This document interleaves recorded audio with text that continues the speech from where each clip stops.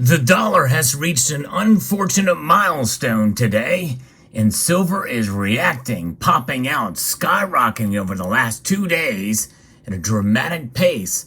Will this continue?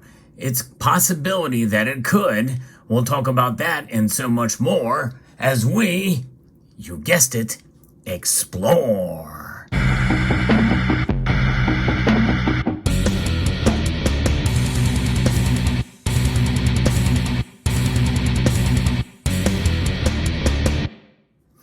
If you are new here, I appreciate you checking out this video. I like to talk about the precious metals markets, and I also like to discuss the fundamentals of gold and silver and encourage you if you are a stacker and an accumulator of both gold and silver. Today's video, we're talking about silver, and I hope you will engage and let me know how long you've been watching the channel in the comment section down below, whether this is day 1 or day 231 or day 2031. Yes, indeed, silver has made a move to the upside today at 2.8%, mere moments before the markets close at $24.88. It's getting closer to $25. If you would have asked me 3 days ago if this was going to happen, I would have said no. But nonetheless, I did predict accurately that we might see silver rise if inflation numbers came in lower than expected. It's just that silver rose higher than expected. And today, we found out that silver has reached a milestone, folks. It is the only index that's down. The US dollar index, the DXY, is down 0.75%, down below 100 for the first time. In fact, I found out about this and right before I did a very important interview, which will air tomorrow. And I want to encourage you to watch that video. It will post tomorrow morning around 9:30 a.m. Eastern Time because there's a lot of topics covered in this interview, and I hope you will take the time to watch. Probably one of my best interviews that I've done on this channel.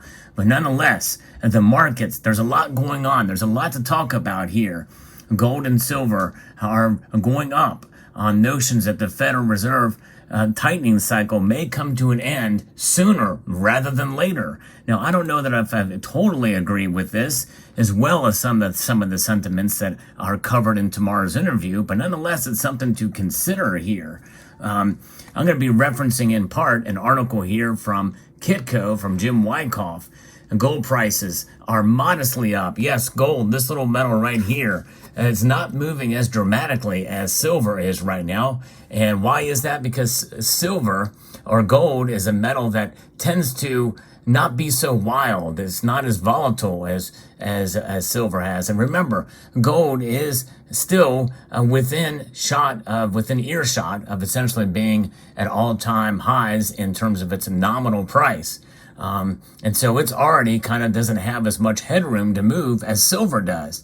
So when we see silver move above 2% per day, I think that is noteworthy, and I think that's important. And to me, as I've mentioned in prior videos, to me that means that silver in a sense is soaring or surging, like we saw yesterday with an well over 4.2% increase through the course of the day there. And today's 2.8% increase, we've got close to 7% in just 2 days. That is noteworthy, and that is a track record that certainly could continue. In fact, the momentum, I think, is there for precious metals and not so much for the dollar. Even if we don't see it rise much more than it is today, we probably are starting to see solidification of support for silver and gold because of this news. Now, another tame U.S. inflation report has the marketplace thinking the Federal Reserve is likely near to the end of its interest rate hiking cycle, according to Jim Wyckoff. And we know that's bullish for all commodities, including the metals. In fact, all the commodities are indeed up. The marketplace is essentially basking in the glow of tame U.S. inflation reports that came out Wednesday and Thursday morning. Now, the producer price index for June also came out today, and it came in slightly lower than expected, following Wednesday's tamer consumer price index for June. Now, Nigel Green of the De Group said the U.S. is now likely to pull off the perfect soft landing, with the world's largest economy avoiding a recession as the latest inflation data comes in cooler than expected. Now, many of us in the precious metals community kind of balked at that. We thought that the Fed really wasn't able to thread this fine of a line. But could they have actually pulled that off? I don't know, but nonetheless, there's going to be repercussions from all of this, and gold and silver are going to react, especially after the latest employment numbers here. The battle on rising prices is being won, as the data suggests, meaning that the pressure is off the Fed for future rate hikes. Cooling inflation and a strong and resilient labor market suggest that no recession will come in 2023. That's a bullish scenario for commodity markets, suggesting better demand in the coming months. Now, that being said, we think about what Jerome Powell has been saying fairly consistently throughout, and that his target is 2%, not 3%, not 2.5%, but 2%. Given the employment numbers that we're seeing, that means that there is still room for him to, the Federal Reserve in general, to continue to raise rates. That's right.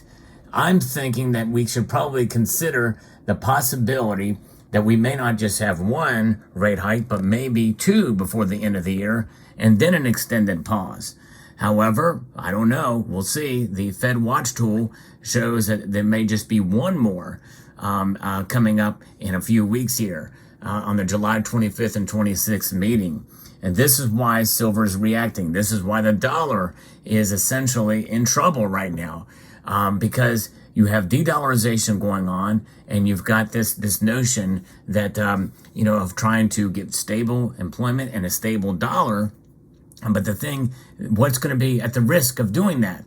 That is going to be a weaker dollar in terms of its strength compared to other currencies. And really, that's what they want. So my feeling is that, Jerome Powell and the Federal Reserve may actually potentially raise rates. Be prepared that could happen one more time this year, as he has been saying. Why do I think that's a possibility that it could happen? Is because they want to solidify and cement this thing in there. They feel like they've already skirted this edge and have really gone right up to the brink, essentially, of where we could see a recession come, and they were able to skirt that fine line, at least according to the numbers. Now, these numbers that are coming out, the chefs at the Cook the Books Club, are working overtime. But how are these data measured? What is the psychology? What is the emotion behind this? And how long will this last? I don't know. It's going to be very interesting to find out as we move on through the July meeting, and what it's going to be what's going to lead us up into August. And remember what's coming up in August is going to be the BRICS summit, where they will announce a new currency to compete with the dollar, a trade currency that more than likely will be backed by gold if we believe what Russia is saying about this.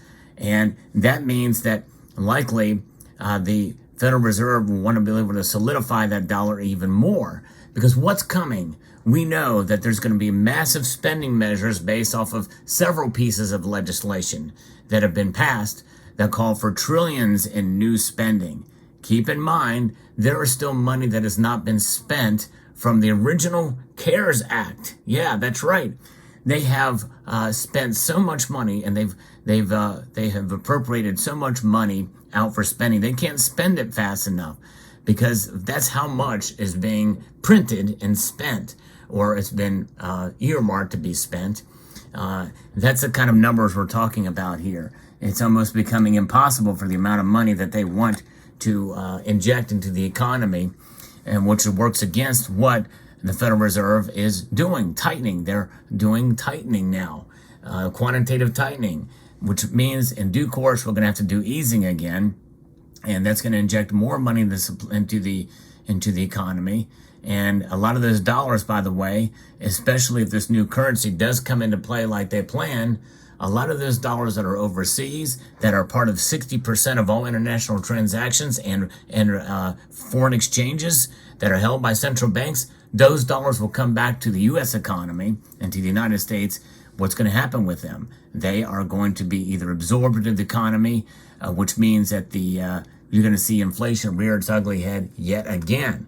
We could have a double dip inflationary scenario on our hands if that occurs.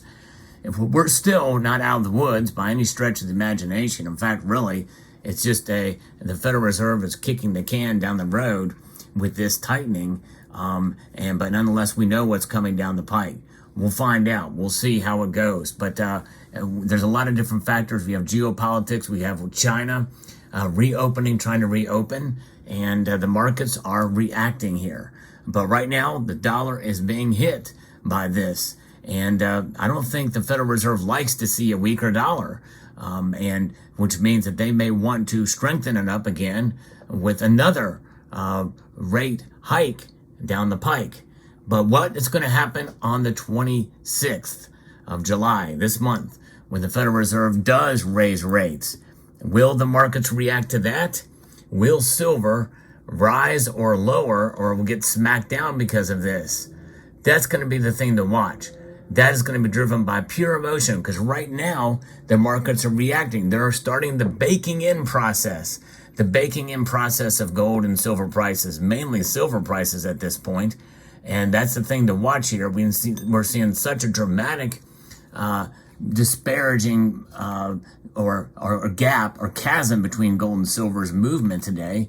In fact, the gold to silver ratio has now fallen below 80-1 today on this movement, and that is something to watch out for as we move forward, because gold is not reacting in the same way silver is now, which means that this could be relatively short-lived. Although I do think that if it does pull back, we're not going to see, we're not going to probably see under $23 silver from now through August.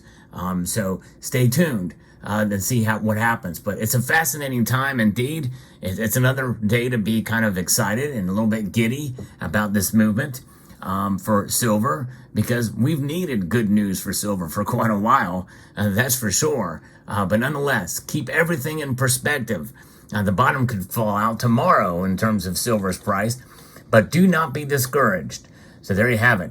I hope you found this video insightful, informative, and educational. I hope you will consider checking out these two videos here. And also, I want to extend a multitude of gratitude to you all for watching and encourage you to please rate, share, comment, and subscribe.